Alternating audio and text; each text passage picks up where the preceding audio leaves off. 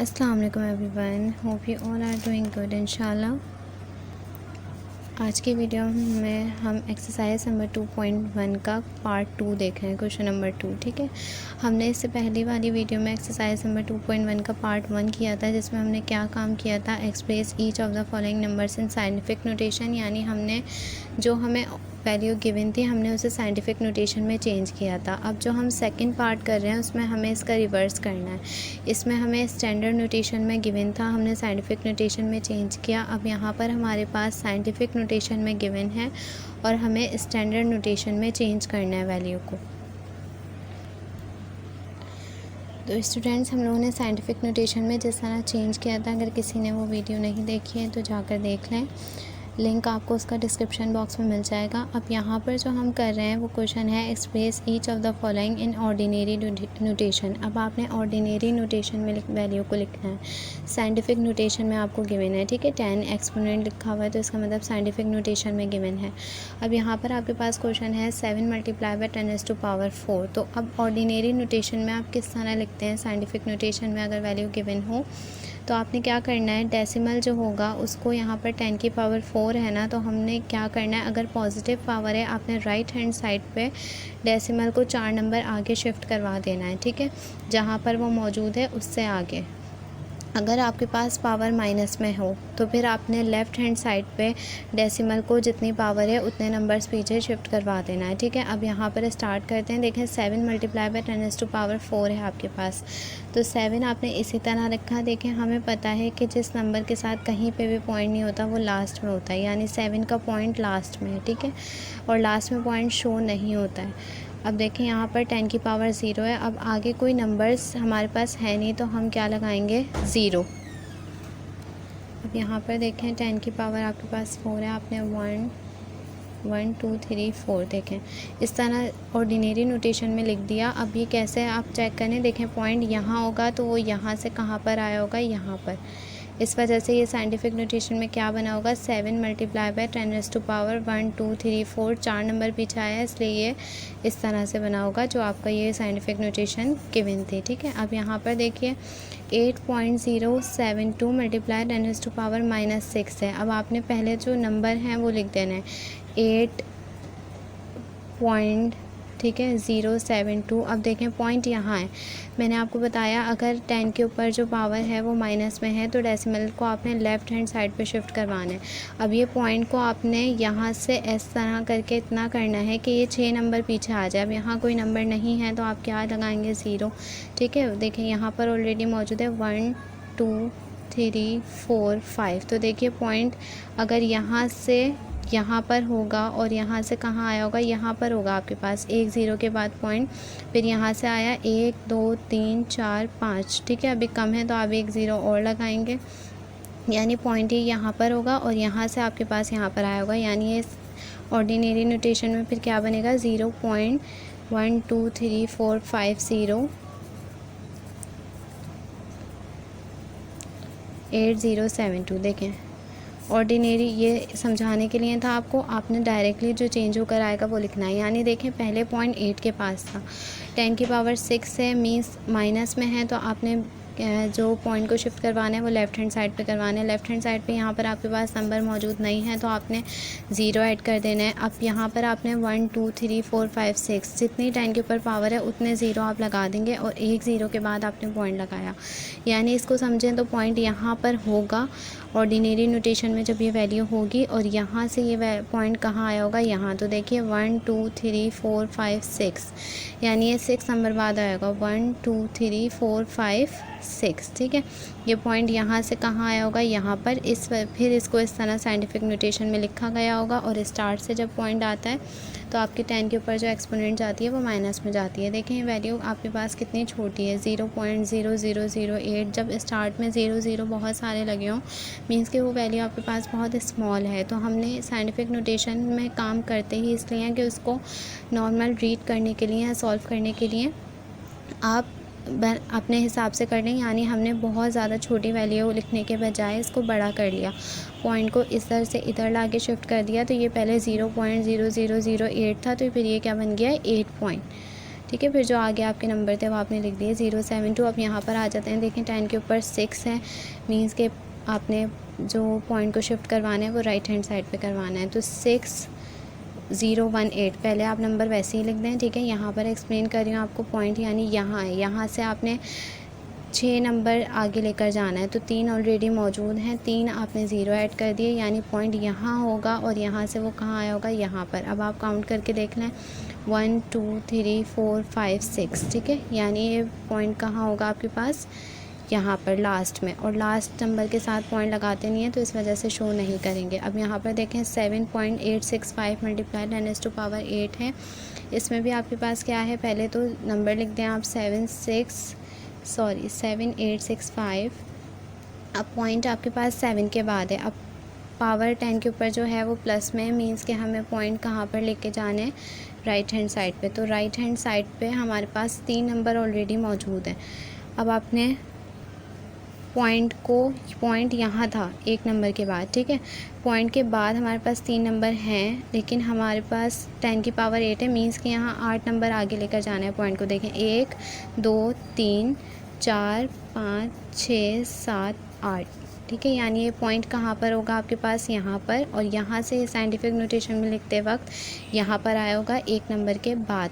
तो देखें 1 2 3 4 5 6 7 8 आप काउंट कर लें, यानी पॉइंट यहाँ से यहाँ पर आए, तो इस वजह से ये इस तरह बनी होगी साइंटिफिक नोटेशन में। अच्छा, ये मैं बार बार बता रही हूँ कि लास्ट में, जब नंबर के लास्ट में पॉइंट होता है तो शो नहीं करते हैं, ठीक है।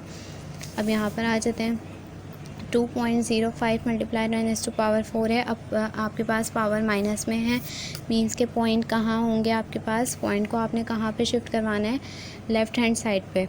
तो पहले हम नंबर लिख लेते हैं 205, ठीक है। यहाँ पर देखें पॉइंट यहाँ से, ये 2 के पास है, इधर से इसने पीछे जाना है, 4 नंबर पीछे। तो 1 2 3 4 4 0 हमने लगा दिया। पॉइंट कहाँ पर, 1 0 के बाद, मींस कि ये पॉइंट यहाँ से कहाँ आया होगा, यहाँ पर। तो देखिए 1 2 3 4, तो ये ऑर्डिनरी नोटेशन में इस तरह आ गया। अच्छा, ऑर्डिनरी नोटेशन फ़र्क समझ रहे हैं आपके, साइंटिफिक नोटेशन किस तरह आप पहचानते हैं, 10 के ऊपर एक्सपोनेंट होगी, कोई ऑर्डिनरी नोटेशन में इस तरह नहीं है। अब यहाँ पर क्या है 7.25 10 की पावर प्लस में है, मीन्स के डेसिमल को आपने पॉइंट को कहाँ पे शिफ्ट करवाना है, राइट हैंड साइड पे। तो 725 ऑलरेडी लिखा, देखें यहाँ से पॉइंट है, पॉइंट के बाद 2 नंबर ऑलरेडी मौजूद हैं, और यहाँ पर आपको 10 गिवन है, मीन्स के आपने 8 अपने पास से ऐड करने हैं, 1 2 3 4 5 6 7 8, मीन्स के ये पॉइंट यहाँ होगा और यहाँ से ये यहाँ पर आया होगा, ठीक है। अब आप काउंट कर लें कि ये पूरे 10 बन रहे हैं, 1 2 3 4 5 6 7 8 9 10, ठीक है। यानी साइंटिफिक नोटेशन में लिखते वक्त पॉइंट को आप यहाँ से यहाँ पर लेकर आए होंगे। अब दूसरा करते हैं 2.865 मल्टीप्लाई 10⁻⁻8 -8 है, तो हमने पॉइंट कहाँ शिफ्ट करना है, स्टार्ट में। अब देखिए 1 2 3 4 5 6 7 8, ठीक है। जितना 10 के ऊपर एक्सपोनेंट है उतने आपने 0 ऐड कर देना है, क्योंकि आपके पास नंबर्स नहीं हैं स्टार्ट में, ठीक है। अब देखें जब हम राइट हैंड साइड पे शिफ्ट कर रहे हैं तब हम ऐसा नहीं देख रहे हैं, तब हम 0 ऐड करने से पहले ये देख रहे हैं कि पॉइंट के बाद हमारे पास कितने नंबर मौजूद हैं। जितने हैं 2 मौजूद थे, हमें 10 चाहिए, तो हमने बाकी 0 ऐड कर दिए हैं, ठीक है। अब इसमें 1 0 के बाद आपके पास पॉइंट आ गया, मीन्स कि ये पॉइंट यहाँ से कहाँ आया होगा, यहाँ पर। देखिए 1 2 3 4 5 6 7 8, ठीक है। अब यहाँ पर देखिए 3.056 10⁻6 है, तो आपने पावर प्लस में है, मींस के राइट हैंड साइड पे ऐड होगा। देखें पॉइंट के बाद ऑलरेडी 3 नंबर मौजूद हैं और यहाँ पे 10 की पावर 6 है, मींस के पॉइंट को 6 नंबर आगे जाना है, तो 3 तो ऑलरेडी मौजूद हैं। देखें पॉइंट 3 के बाद है, तो 1 2 3 यहाँ तो है, 1 2 3 हमने 0 ऐड कर दिया, मींस के पॉइंट यहाँ से यहाँ पर होगा और फिर साइंटिफिक नोटेशन में लिखते वक्त ये यहाँ आया होगा 3056 एंड 000, ठीक है। 1 2 3 4 5 6। अब आप इसको समझ आपने लिया है कि ये किस तरह हो रहा है। अब आप सिंपल इस तरीके से याद रख लें कि जब साइंटिफिक नोटेशन में वैल्यू आपको गिवन है और आपने ऑर्डिनरी नोटेशन में उसको लिखना है, तो क्या है, अगर आपके पास 10 के ऊपर एक्सपोनेंट जो है वो पॉजिटिव है तो आपने 0 राइट हैंड साइड पे ऐड करने हैं। अगर आपके पास 10 के ऊपर एक्सपोनेंट जो पावर है वो माइनस में है तो आपने 0 स्टार्ट में ऐड करना है, ठीक है। अब बाद में ऐड करते वक्त आपने ये देखना है कि पॉइंट के बाद कितने नंबर आपके पास मौजूद हैं। जैसे इसमें 7 के साथ कोई नंबर मौजूद नहीं था, 10 की पावर 0 थी, तो हमने अपने पास से 4 0 ऐड कर दिए, ठीक है। अब यहाँ पर पॉइंट के बाद ऑलरेडी इस क्वेश्चन में इसमें माइनस है तो शुरू में ऐड होंगे 0, तो शुरू में कोई नंबर वैसे भी नहीं होता है पॉइंट से पहले। तो जितने आपके ऊपर 10 के ऊपर 6 है तो आपने सिंपल 6 0 ऐड कर दिया और 1 0 के बाद आपने पॉइंट लगा दिया। यहाँ पर पॉजिटिव है 10 के ऊपर 6 देखें, लेकिन पॉइंट के बाद ऑलरेडी नंबर भी मौजूद हैं, तो जितने मौजूद हैं उनको हम 3 मौजूद थे, हमें 3 अपने पास से 0 ऐड करना था, यानी यहाँ से पॉइंट यहाँ आया होगा, ठीक है। तो आप इस तरीके से याद रख लेना। ये जितने भी क्वेश्चन हमने सॉल्व किए हैं एक्सरसाइज नंबर 2.1 के पार्ट 2 के, ये सारे आंसर आपके पास मौजूद हैं बुक में, ठीक है। आप इसको लाजमी वीडियो जब देखते हैं उसी वक्त प्रैक्टिस करें ताकि आपके प्रैक्टिस में रहे। अब जो हम स्टार्ट कर रहे हैं एक्सरसाइज नंबर 2.2 स्टार्ट कर रहे हैं, ठीक है। उसका क्वेश्चन नंबर 1 है आपके पास, write the following in logarithm form. अब आपने ये आपको एक्सपोनेंशियल फॉर्म में गिवन है, ठीक है। ये जितने भी इस तरह के क्वेश्चन हैं जिनके एक एक लाइन में सॉल्यूशन हो रहे हैं, इस तरह के क्वेश्चन आपके MCQs में आते हैं, ठीक है। और आपका कॉन्सेप्ट भी क्लियर होना चाहिए क्योंकि इन्हीं की बेस पे फिर आप आगे के क्वेश्चन करते हैं। तो यहाँ पर आपसे बोला जा रहा है right the following in logarithm form. यहाँ पर आपको एक्सपोनेंशियल फॉर्म गिवन है, आपने इसे लोगैरिथम फॉर्म में लिखना है। अब कोई वैल्यू जो एक्सपोनेंशियल फॉर्म में गिवन है मींस के इसके साथ लॉग नहीं लिखा हुआ, ये एक्सपोनेंशियल फॉर्म में गिवन है, आपने इसे लॉग फॉर्म में लिखना है। तो लॉग फॉर्म में लिखने का तरीका क्या होता है, देखें बेस और एक्सपोनेंट सबको पता है, जो नंबर है नीचे आपके पास वो बेस है, जो इसके ऊपर पावर है उसको आप एक्सपोनेंट पढ़ते हैं। अब अगर ये जो वैल्यू जिस तरह हमें अभी गिवन है ये एक्सपोनेंशियल फॉर्म है, इसे हमने लोगैरिथम फॉर्म में लिखना है, तो किस तरह लिखेंगे, लॉग लिखेंगे।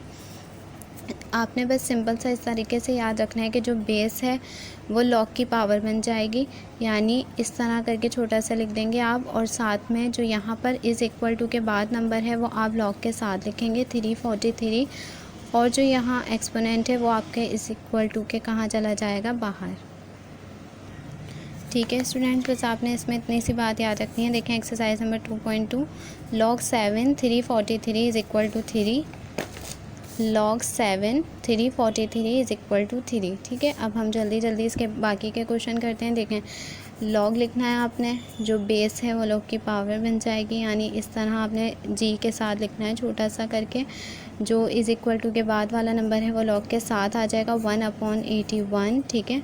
और इज़ इक्वल टू जो यहाँ इस नंबर बेस के साथ एक्सपोनेंट थी वो इज़ इक्वल टू के कहाँ चली जाएगी, आपके पास बाहर।